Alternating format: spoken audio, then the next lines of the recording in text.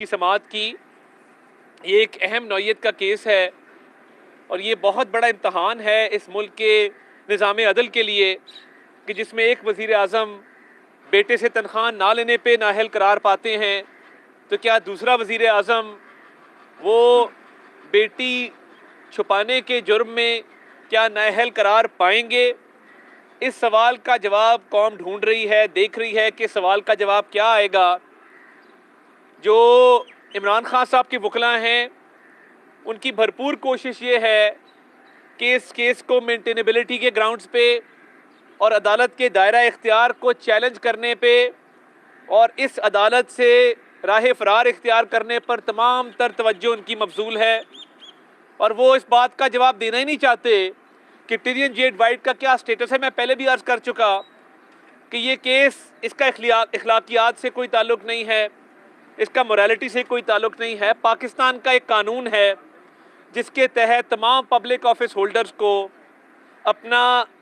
تمام اثاثہ جات، تمام جائیداد، تمام دولت، اس سب کو ڈکلیئر کرنا ہوتا ہے الیکشن کمیشن آف پاکستان میں بھی اور فیڈرل بورڈ آف ریونیو میں بھی۔ تو جب آپ مس ڈیکلریشن کریں، غلط بیانی کریں اور کوئی بھی چیز چھپائیں، وہ آپ کی دولت ہو، وہ آپ کے اثاثے ہوں یا وہ آپ کی اولاد ہو، تو قانون یہ کہتا ہے کہ آپ تاحیات نااہل ٹھہریں گے۔ اب دائرہ اختیار کی جہاں تک بات ہے، کوشش کی جا رہی ہے کہ اس معاملے کو تاخیر کا شکار کیا جائے اور دائرہ اختیار کو چیلنج کرتے ہوئے اس کورٹ سے راہ فرار اختیار کی جائے۔ مگر دیکھیے، اگر عمران خان صاحب کے پاس کچھ چھپانے کو نہیں ہے اور اگر وہ صادق اور امین ہیں، جب پاناما کی پٹیشن تھی تو بھاگ بھاگ کے عدالتوں میں کھڑے ہوتے تھے کہ بیٹے سے تنخواہ نہیں لی، نااہل کر دو، تو آج جب اپنے حساب دینے کی باری آئی ہے تو پھر چھپنے والی اس میں کیا بات ہے؟ آج عدالت نے کہا کہ ایک ریفرنس جو اسپیکر قومی اسمبلی کے پاس فائل ہوا تھا جس میں یہ کہا گیا تھا کہ ان کو بیٹی ڈکلیئر کرنی چاہیے تھی، اس پہ بھی بات ہو اور وہ عدالت کے سامنے وہ ریفرنس پیش کیا جائے۔ اس ریفرنس کے جواب میں عمران خان صاحب نے جو جواب جمع کرایا، انہوں نے کہا کہ ٹیرین جیڈ وائٹ میری بیٹی نہیں ہے، تو وہ بھی عدالت کے سامنے رکھا جائے گا۔ جو قانونی سوال ہے وہ آج دو نکات پر بحث ہوئی، اور ہم بطور ایک ذمہ دار سیاسی جماعت کے یہ حق رکھتے ہیں کہ ان پروسیڈنگز کو واچ بھی کریں، ان پر ایک اپنی رائے بھی رکھیں اور اس رائے کا اظہار بھی کریں۔ آئین پاکستان کے تحت ہمیں آزادی اظہار رائے کا حق حاصل ہے۔ تو جو قانونی نکات یہ رکھے گئے کہ عمران خان صاحب ایم این اے نہیں ہیں، اب یہ بڑے تعجب کی بات ہے کہ ایک طرف آپ اپنے استعفے واپس کر رہے ہیں، آپ کہہ رہے ہیں ہمیں اسمبلی میں آنے دیں، اور جب ٹیرین جیڈ وائٹ کا سوال اٹھتا ہے تو آپ کہتے ہیں کہ نہیں، ہم تو ایم این اے ہیں ہی نہیں،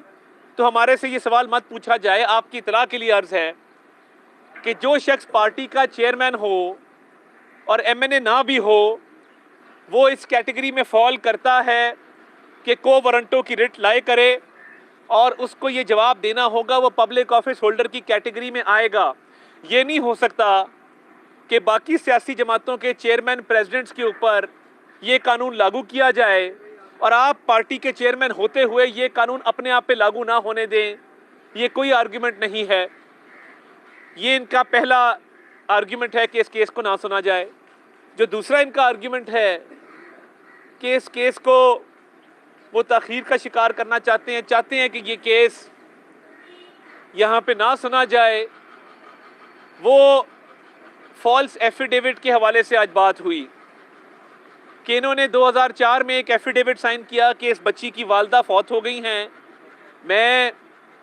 اس کی خالہ کو اس کا نگران مقرر کرتا ہوں، قانونی زبان میں گارڈین مقرر کرتا ہوں۔ اگر وہ ایفیڈیوٹ جھوٹا ہے تو قانونی بحث یہ ہے کہ جھوٹے ایفیڈیوٹ کی کیا سزا ہے، وہ بھی سزا آپ کو بھگتنی ہوگی۔ یہ خالی کیس اس بات کا نہیں ہے کہ بیٹی کو آپ نے چھپایا، یہ کیس اس بات کا بھی ہے کہ آپ نے ایک جھوٹا ایفیڈیوٹ بھی دیا اور پھر ایک جھوٹا جواب جمع کرایا اسپیکر قومی اسمبلی کو۔ یہ تین جھوٹ آپ نے بولے ہیں جن کا جواب کبھی نہ کبھی آپ کو بطور پبلک آفس ہولڈر کے وہ دینا ہوگا۔ دیکھیے، سیتا وائٹ اس دنیا میں نہیں ہیں، دل دکھتا ہے جب ان کی پریس کانفرنسز دیکھتے ہیں کہ وہ کس طرح بیچاری خاتون لاس اینجلس کی کورٹوں میں خوار ہوتی رہی اور کہتی رہی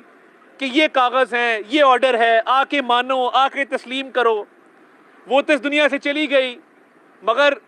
وہ ایک باہمت خاتون تھی جس نے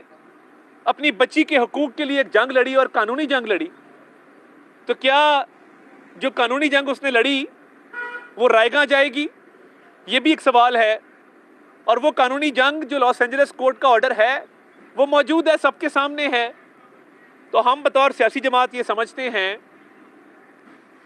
کہ یہ کوئی بھی پبلک آفس ہولڈر ہو، وہ کوئی بھی چیز چھپائے، وہ اثاثہ ہو، دولت ہو، گاڑی ہو، مال ہو یا اولاد ہو، اس کی سزا قانون میں ڈسکوالیفیکیشن کی صورت میں بالکل درج ہے، بالکل واضح۔